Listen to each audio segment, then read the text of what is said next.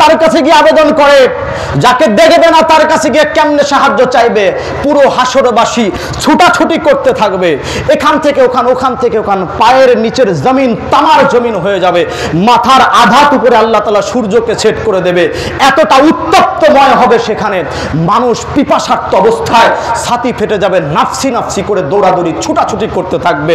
সন্তান বাবার কাছে যাবে, বাবা বলবে চিনি না, বাবা সন্তানের কাছে বলবে, সন্তান বলবে চিনি না, সন্তান মায়ের কাছে যাবে, মা বলবে চিনি না, মা সন্তানের কাছে আসবে, সন্তান বলবে আমার কোনো মা নাই, আমি চিনি না। এমন পরিস্থিতিতে সবাই ছুটতে থাকবে, কার কাছে গেলে আমরা নাজাত পাবো, কার কাছে গিয়ে সাহায্য চাইবো? বলে বিচার দিনের মালিক তো আল্লাহ, আল্লাহরে তো দেখা যায় না, কই আছে আল্লাহ? খুঁজবে সবাই হাসর ময়দান ভরে, কেউ আল্লাহরে খুঁজে পাবে না। যখন আল্লাহরে খুঁজে পাবে না, আমার আল্লাহ তাআলা সেই মুহূর্তে বলছেন, ওয়া মিনাল লাইলি ফাতাহাজ্জাদ বিহি নাফিলাতাল লাকা আসা আইয়াবআসাকা রাব্বুকা মাকামান মাহমুদা। ইয়া রাসূলুল্লাহ, হাবিবাল্লাহ, সকলকে আপনি জানায়া দেন, কিয়ামতের কঠিন বিচারের দিনে যখন তারা আল্লাহরে খুঁজতে থাকবে সারা হাসরের ময়দান ভরে, তখন আমি আল্লাহ রাব্বুল আলামিন আমার দাঁড়ানোর জায়গা মাকামে মাহমুদ। ওই মাকামে মাহমুদটা কি জিনিস? বলে মাকামে মাহমুদ হচ্ছে মাহমুদের দাঁড়ানোর জায়গা। মাহমুদকে বলে, মাহমুদ হচ্ছে আল্লাহর একটা গুণবাচক নাম, আল্লাহর নাম মাহমুদ, আর রাসূল পাকের নাম হচ্ছেন মুহাম্মদ। মাহমুদ মানে প্রশংসিত, মুহাম্মদ মানে প্রশংসিত, মাহমুদ মানে শুধু প্রশংসিত, মুহাম্মদ মানে অতি প্রশংসিত।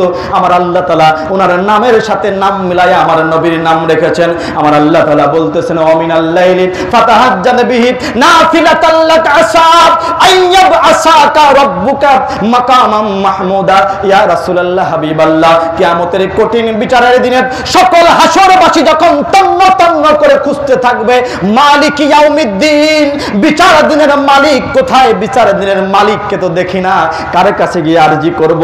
তাড়াতাড়ি আমাদেরকে বিচার করেন, নয় জান্নাতে দেন, না হলে জাহান্নামে দেন। কিন্তু এই আযাব আর সহ্য হচ্ছে না, কার কাছে গিয়ে নালিশ করব? আমার আল্লাহ তাআলা সেই মুহূর্তে ডাক দিয়ে বলছেন, ইয়া রাসূলুল্লাহ, হাবিবাল্লাহ, যখন পুরো হাসরবাসী আমাকে খুঁজতে থাকবে কিয়ামতের ময়দানে, সেই কিয়ামতের কঠিন বিচারের দিনে আমি আল্লাহ রাব্বুল আলামিন আমার দাঁড়ানোর স্থান মাকামে মাহমুদের উপরে আপনারে দাঁড় করায় দেব। জোরে বলেন না সুবহানাল্লাহ, আল্লাহু আকবার করেন। আমার আল্লাহ তাআলা বলছেন, আমার দাঁড়ানোর জায়গার উপরে আপনারে দাঁড় করায়া দেব। ইয়া রাসূলুল্লাহ, হাবিবাল্লাহ, ওই মাকামে মাহমুদের উপরে আমি দাঁড়াবো না, ওই দাঁড়ানোর জায়গাটা আমারে কিন্তু এখানে দাঁড়াবেন আপনি। কে দাঁড়াবেন? কথা বলেন না, কে দাঁড়াবেন? আমার নবীকে দাঁড় করায়া দেবেন। বলেন তো এখন কাকে দেখা যাচ্ছে? হাসরবাসী কারে দেখতে পায়? জোরে বলেন না, কারে দেখতে পায়?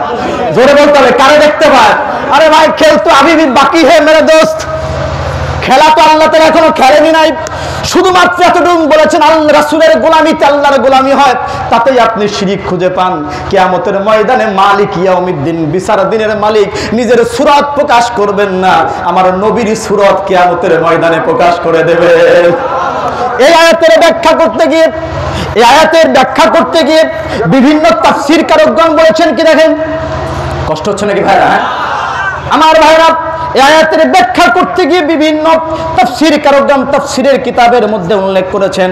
তার মধ্যে থেকে বিশ্ববিখ্যাত তাফসীর কারক ইমাম জালালউদ্দিন সুয়ুতী রাহমাতুল্লাহি আলাইহি সাহেব জালালাইন, তিনি উল্লেখ করছেন, তাফসীরে জালালাইনের 375 পৃষ্ঠার মধ্যে উল্লেখ করলেন।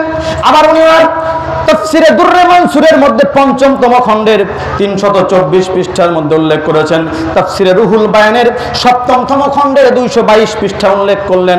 তাফসীরে খাজিনের ২য়তম খণ্ডের ১৭৫ পৃষ্ঠা উল্লেখ করলেন। হযরত জালালউদ্দিন সুয়ুতী রাহমাতুল্লাহি আলাইহি মাকামে মাহমুদের ব্যাখ্যা করতে গিয়ে বলছেন, মাকামান মাহমুদান ইয়াহমাদুকু ফীহিল আউয়ালুনা ওয়াল আখিরুনা ওয়া হুয়া মাকামুশ শাফাআত। জোরে বলা যাবে কিনা আল্লাহু আকবার।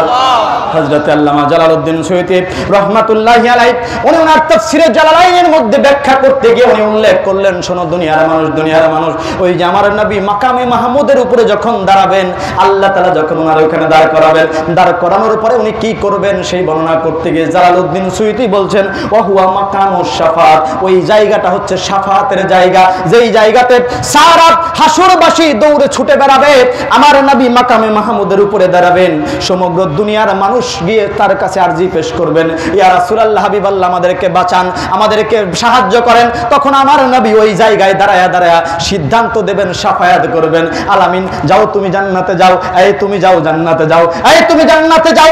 এইভাবে আমার নবী এক এক করে যাকে ইচ্ছা হবে তাকে কিয়ামতের ময়দান থেকে, হাসরের ময়দান থেকে বাছাই করে করে আমার নবী জান্নাতে পাঠাবেন। তো কিয়ামতের ময়দানের ক্ষমতা কার হাতে?